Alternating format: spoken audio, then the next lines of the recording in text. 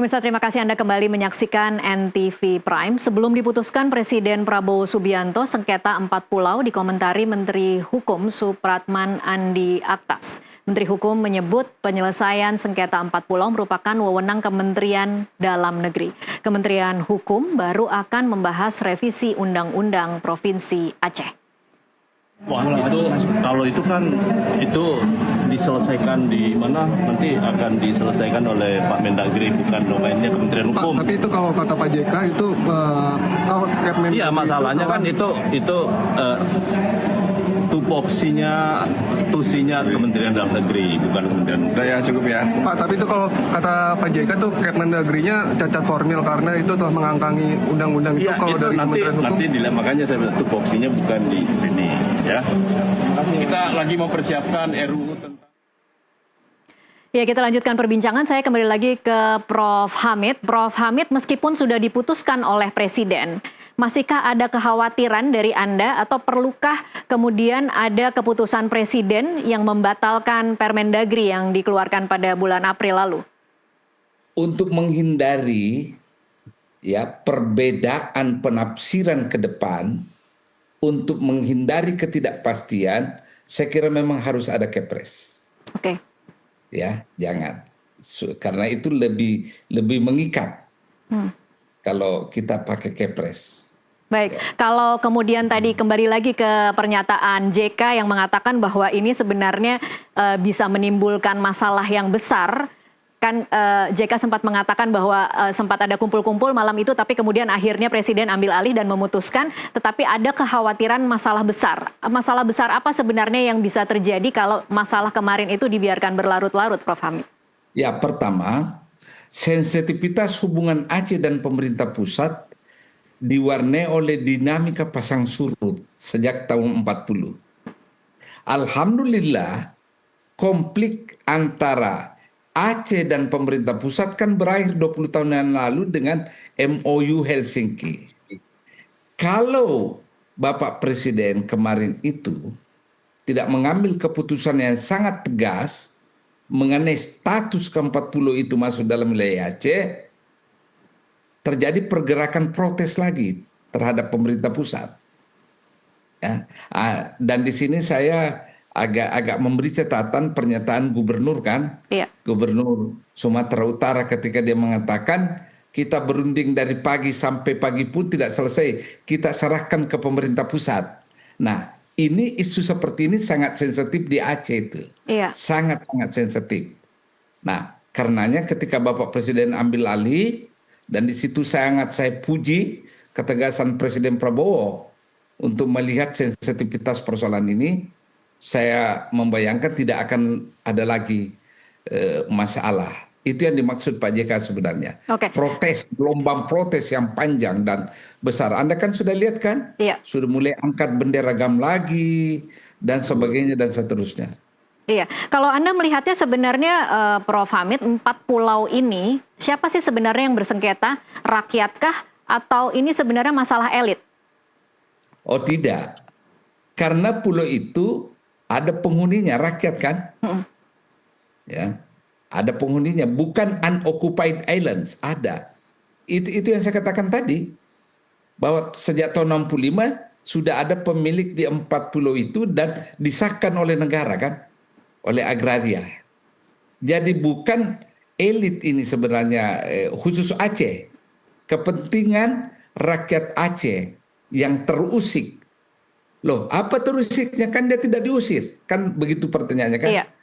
Ingat, yang namanya simbol kultur itu tidak bisa diukur dengan angka matematik. Saya lahir di sini karena itu, ini tanah saya dan saya mati untuk ini. Nah, itu.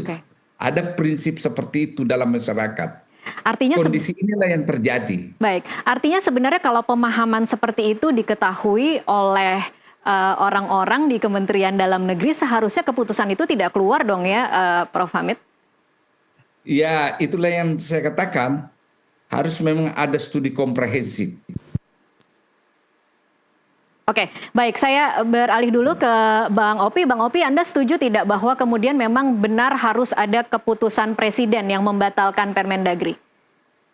Ya, saya kira itu langkah yang sangat tepat yang diambil oleh Bapak Presiden kita, Bapak Presiden Prabowo Subianto. Karena memang seperti apa yang disampaikan ke Prof tadi itu, ini sangat sensitif. Kita menjadi bagian dari sejarah bahwa kurang lebih 30 tahun pemerintah pusat dan pemerintah Aceh ini berkonflik. Sampai dengan akhirnya kita memiliki kesepakatan yaitu perjanjian Helsinki. Itu. Nah, ini sangat sensitif sekali ketika yang tadi 4 pulau tersebut boleh dicek KTP-nya orang itu adalah orang Aceh, isinya. Kemudian pembangunan di dalam pulau tersebut itu memakai APBD Aceh, itu kan. Itu. Jadi ini saya kira ini adalah langkah yang sangat tepat yang diambil oleh Bapak Prabowo Subianto, dan kami juga berharap kami dari DPR bagaimana kami bisa mengawasi juga melihat bagaimana pemerintahan di bawah pemerintahan Bapak Prabowo Subianto ini kami kawal, termasuk juga Kementerian Dalam Negeri ini. Jadi kami juga berharap dapat memberikan masukan-masukan sejarah-sejarah agar tidak timbul lagi masalah seperti ini ke depannya. Saya kira seperti itu. Jadi prinsipnya saya kira memang Bapak Prabowo Subianto bersama juga dengan Bapak Sumidasko, bersama Mensesnek, bersama dengan Pak Tito memanggil kedua gubernur tersebut untuk memutuskan secara cepat hal ini, memutuskan bahwa ini kembali lagi ke Aceh, miliknya Aceh, dan dapat dimanfaatkan bukan hanya saja bermanfaat untuk masyarakat Aceh, juga masyarakat sekitar.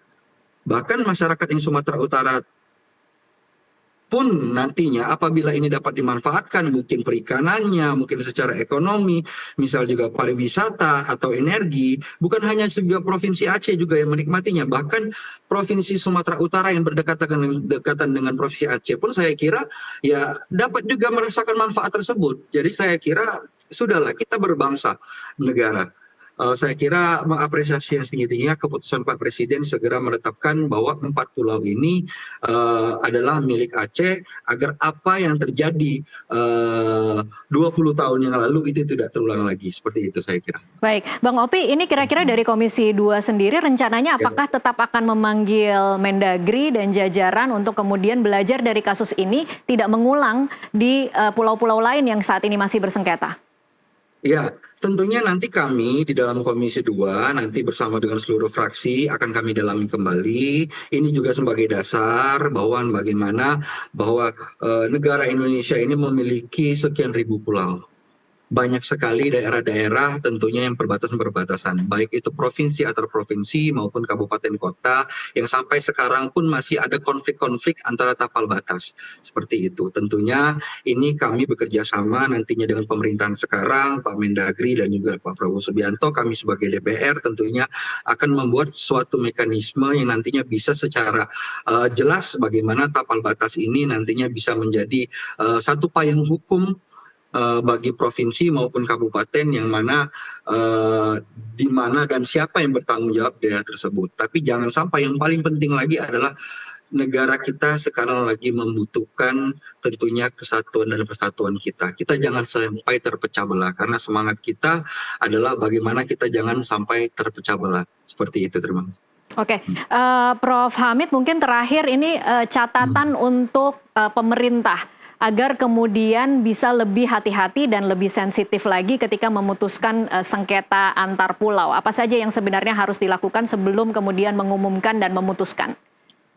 Pertama, memang harus perbanyak dialog.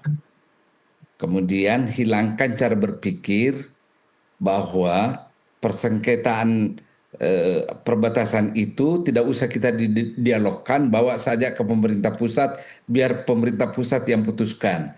Cara berpikir itu tidak akan pernah menyelesaikan soal. Ya. Jadi harus aktif berdialog dengan daerah-daerah yang mengklaim wilayah yang ada. Jangan semuanya harus secara sepihak diputuskan oleh pemerintah pusat. Karena ini kan masalah sensitif. Bukan sekedar masalah lokasi nih. Itu menyangkut masalah sejarah, menyangkut harga diri. Jadi jangan lihat aspek ekonomi belaka kalau masalah ini. Oke. Ya, aspek kesejarahan itu penting. Baik. Baik, terima kasih Prof. Hamid dan Bang Opi untuk waktunya bersama kami di NTV Prime. Dan pemirsa tetaplah bersama NTV Prime, usai jeda kami masih akan kembali dengan sejumlah informasi lainnya. Sesaat lagi.